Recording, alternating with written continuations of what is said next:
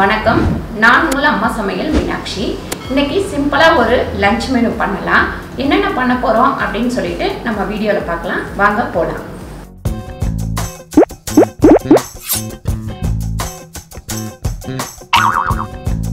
First இப்போ நம்ம மீன் gravy பண்ணிக்கலாம். நம்ம ஏற்கனவே மீன் குழம்புலாம் நிறைய வச்சுருக்கோம். இந்த கிரேவி எப்படி பண்ணுறதுன்னு பார்க்கலாம். ஒரு ஸ்பூன் எண்ணெய் போட்டிருக்கேன். எண்ணெய் கொஞ்சம் நல்லா காயட்டும்.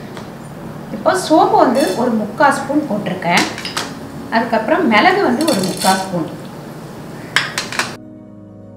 இஞ்சி பார்த்திங்கன்னா ஒரு 3 சின்ன பீஸாக 3ஆக கட் பண்ணி வச்சுருக்கேன். பூண்டு ஒரு 10 பல்லு.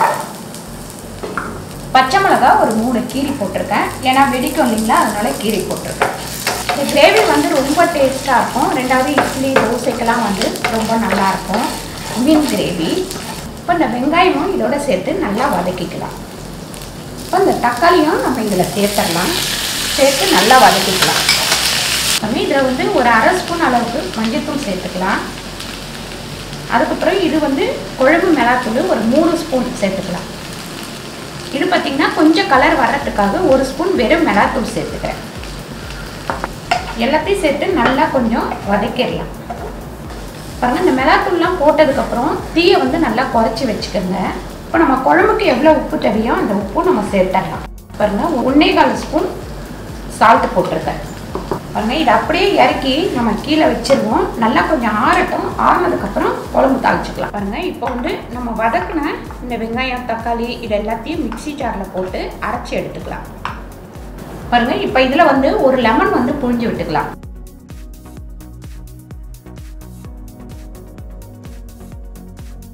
மீன் பார்த்திங்கன்னா 3/4 கிலோ மீன். நீங்கள் அதுக்கேற்ற மாதிரி இந்த வெங்காயம் தக்காளி லெமன் இதெல்லாமே புழிஞ்சு விட்டுக்கோங்க. இப்போ இதை அரைச்சி எடுத்துக்கலாம்.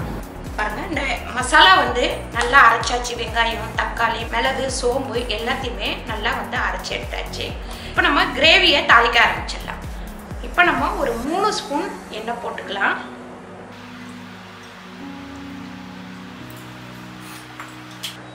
எண்ணெய் நல்லா காயட்டும். பாருங்க, இப்போ அரைச்சி வச்சிருக்கிற இந்த மசாலாவை இந்த எண்ணெயில் போட்டுக்கலாம். இப்போ இதில் இந்த கருவேப்பிலையும் நம்ம சேர்த்துக்கலாம்.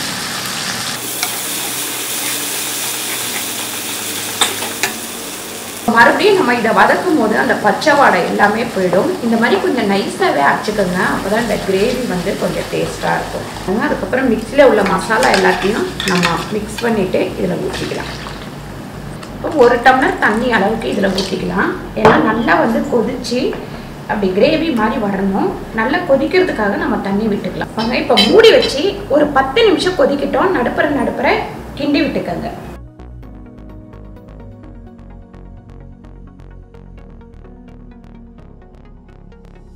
பாருங்க, இந்த மாதிரி லைட்டாக எண்ணெய் தெளியும் போது நம்ம இந்த மீனை போட்டுடலாம். இது வலை மீன்.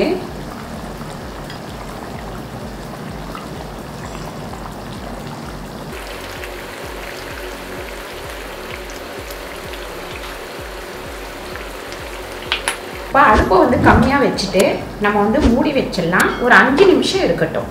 மீன் போட்டதுக்கப்புறம் நீங்கள் கொஞ்சம் கம்மியான தீயில் வச்சுருங்க. நல்லா கிரேவி மாதிரி சூப்பராக ரெடி ஆகிடுச்சு. பாருங்கள், நம்ம இதில் புளியே போடலனாலும் அந்த லெமன் போட்ட வாசனை நல்லாயிருக்கும். அந்த கவுச்சி வாடை அதெல்லாம் வராது. இது மேலே கொஞ்சம் கொத்தமல்லி தூவிக்கலாம். அப்படியே மூடி இறக்கி வச்சிடலாம். பாருங்கள், இந்த சிக்கன் பீஸ் நம்ம கொஞ்சம் வித்தியாசமாக பொரிக்கலாம். நல்லா மொறுன்னு, அதாவது பொரிச்சு கொஞ்ச நேரம் வச்ச உடனே அந்த மொறுமொறுப்பு தன்மையெல்லாம் போயிடும். இப்போ நம்ம மொறுமொறுனே ரொம்ப நேரம் இருக்கிற மாதிரி பொரிக்க போகிறோம். KFC சிக்கன் மாதிரி கொஞ்சம் டேஸ்ட் வரும். இதில் ஒரு 6 பீஸ் லெக் பீஸ் இருக்குது. இப்போ இதுக்கு மசாலாலாம் போட்டுக்கலாம். தயிர் 3 ஸ்பூன் அளவு போட்டுக்கலாம். இதில் சிக்கன் மசாலா கொஞ்சம் சேர்க்குறேன். ஒரு 1 ஸ்பூன் அளவு சிக்கன் மசாலா, ஜீரகப்பொடி ஒரு 1/2 ஸ்பூன், மிளகுத்தூள் 3/4 ஸ்பூன், இஞ்சி பூண்டு பேஸ்ட்டு 1 ஸ்பூன். பாருங்கள், இது எல்லாத்தையுமே நல்லா கலந்துடலாம். இதில் உங்களுக்கு காரம் வேணும் அப்படின்னா 1 ஸ்பூன் வெறும் மிளகாத்தூள் சேர்த்துக்கலாம். பாருங்கள், ஒரு 1/4 டீஸ்பூன் அளவு மஞ்சள்தூள் சேர்த்துக்கலாம்.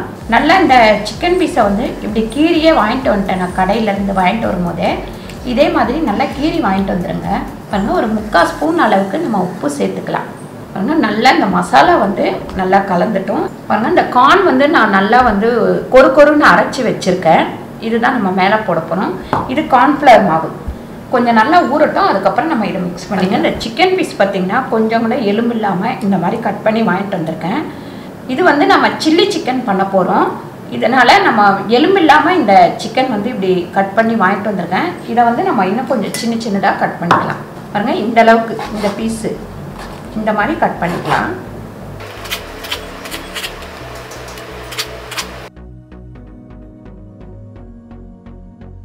பாருங்கள், இந்த தோலெல்லாம் இருந்தால் நல்லா எடுத்துருங்க.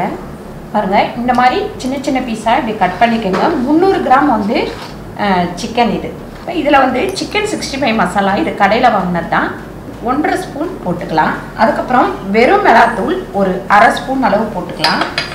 மஞ்சத்தூள் பார்த்திங்கன்னா ஒரு 2 சிட்டிகை அளவு போட்டுக்கலாம். இஞ்சி பூண்டு பேஸ்ட்டு ஒரு 1/2 ஸ்பூன். பாருங்கள், கார்ன்ஃப்ளவர் மாவு 1 ஸ்பூன். பாருங்கள், 1 ஸ்பூன் அளவு நம்ம வந்து தயிர் போட்டுக்கலாம். லெமன் பார்த்திங்கன்னா ஒரு பாதி லெமனில் கொஞ்சமாக புழிஞ்சு விட்டால் போதும். பாருங்கள், லைட்டாக வந்து கொஞ்சமாக தண்ணி தெளிச்சுக்கோங்க, நிறைய தண்ணி. பாருங்கள், இந்த சிக்கனுக்கு தேவையான அளவு ஒரு 3/4 ஸ்பூன் உப்பு போட்டிருக்கேன். பாருங்கள், இது ஒரு 10 நிமிஷம் நல்லா ஊறட்டும். அதுக்கப்புறம் பொரிச்சு எடுத்துக்கலாம். இதில் சிக்கன் பொரிக்கிறதுக்கு நம்ம தேவையான அளவு எண்ணெய் ஊற்றிக்கலாம். பாருங்கள், நம்ம இப்படி ஒரு பீஸாக வந்து இதில் தனித்தனியாக பிரித்து போட்டுருங்க, ஒன்றோட ஒன்று ஒட்டாத அளவுக்கு.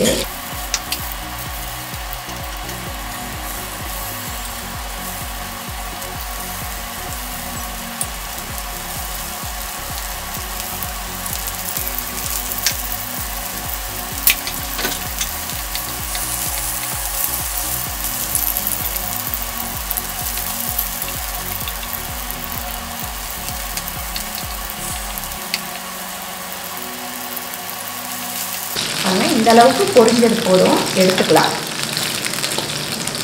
பாருங்கள், சில்லி சிக்கனுக்கு நம்ம சிக்கன் வந்து வறுத்து எடுத்துக்கிட்டோம். இப்போ வந்து இதில் ஒரு 2 ஸ்பூன் ஆயில் போட்டுக்கலாம். பாருங்கள், ஆயில் வேணுன்னா ஆயில் போட்டுக்கலாம். பட்டர் பிடிக்கும் அப்படின்னா பட்டர் கூட நீங்கள் சேர்த்துக்கலாம். இதில் வெங்காயம் பார்த்திங்கன்னா இந்த மாதிரி வெட்டி வச்சுக்கோங்க. இப்போ இதில் 3 வெங்காயம் இருக்குது. இந்த வெங்காயத்தை இதில் போட்டுடலாம். அதுக்கப்புறம் இந்த பச்சை மிளகாய் இதில் சேர்த்துடலாம். இப்போ நம்ம குடமிளகாவும் இந்த சைஸில் வெட்டி வச்சுருக்கோம். நமக்கு கலராக கிடைச்சாலும் அதையுமே சேர்த்துக்கலாம். எனக்கு க்ரீன் மட்டும்தான் நேற்று கிடைச்சிது, அதனால் க்ரீன் வந்து சேர்த்துப்போம். இந்த வெங்காயத்தாளில் லாஸ்ட்டில் இருக்கிற இந்த வெங்காயம் இதை வரைக்கும் இப்போ சேர்த்துப்போம். வெங்காயத்தாள் கடைசியில் சேர்த்துக்கலாம். பாருங்கள், இந்த வெங்காயத்துக்கு குடமிளகாக்கு இதுக்கு எல்லாமே சேர்த்து கொஞ்சம் ஒரு 3/4 ஸ்பூன் அளவு உப்பு சேர்த்துருக்கேன். பாருங்கள், இந்த சிக்கன் 65 மசாலா ஒரு 1/4 டீஸ்பூன் இதில் சேர்த்துக்கலாம். ஒரு 3/4 ஸ்பூன் அளவு வெறும் மிளகாத்தூள் சேர்த்துக்கலாம். பாருங்கள், உங்களுக்கு தேவை இருந்தால் இதில் கொஞ்சம் அஜினோமோட்டோ சேர்த்துக்கோங்க. நான் அஜினோமோட்டோ சேர்க்கல. 1/2 ஸ்பூன் அளவுக்கு நம்ம சோயா சாஸ் ஊற்றிக்கலாம். அதுக்கப்புறம் டொமேட்டோ சாஸ் வந்து ஒரு ஸ்பூன் அளவு சேர்த்துக்கலாம்.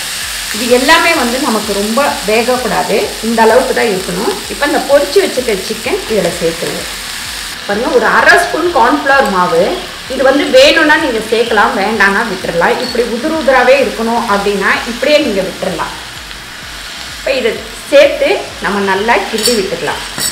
பாருங்கள், கடைசியில் நம்ம இந்த வெங்காயத்தால் இதில் போட்டுடலாம்.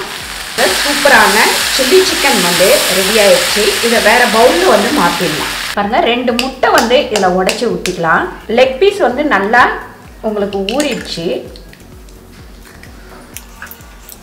பாருங்கள், இந்த எல்லோ வந்து எடுத்துருங்க.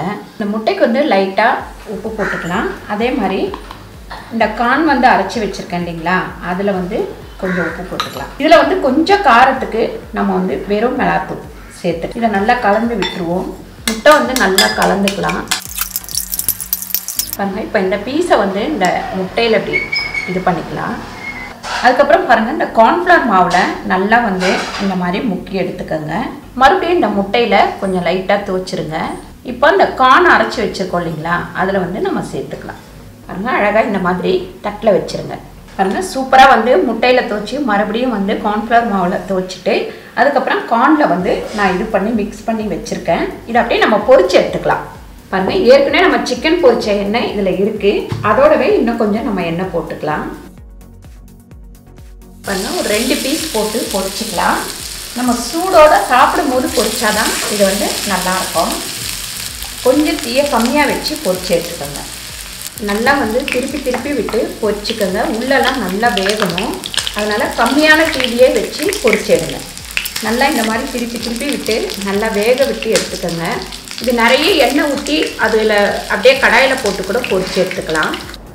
பாருங்கள், ஒரு சூப்பரான மீன் கிரேவி, நல்லா கிரேவி மாதிரி வச்சுருக்கேன். அதுக்கப்புறம் சில்லி சிக்கன், அப்புறம் KFC சிக்கன் மாதிரியே நல்லா பொரிச்சு எடுத்துருக்கேன்.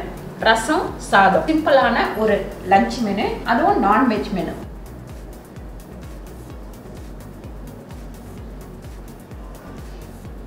சூப்பரான சிம்பிளான ஒரு நான்வெஜ் மெனு நம்ம ரெடி பண்ணிட்டோம். இதை நீங்கள் வீட்டில் வந்து ட்ரை பண்ணி பாருங்கள். இந்த வீடியோ உங்களுக்கு பிடிச்சிருந்தா லைக் பண்ணுங்கள், ஷேர் பண்ணுங்கள், சப்ஸ்கிரைப் பண்ணுங்கள், ஃபேஸ்புக்கில் ஷேர் பண்ணுங்கள், மறக்காமல் கமெண்ட் பண்ணுங்கள். நன்றி, வணக்கம்.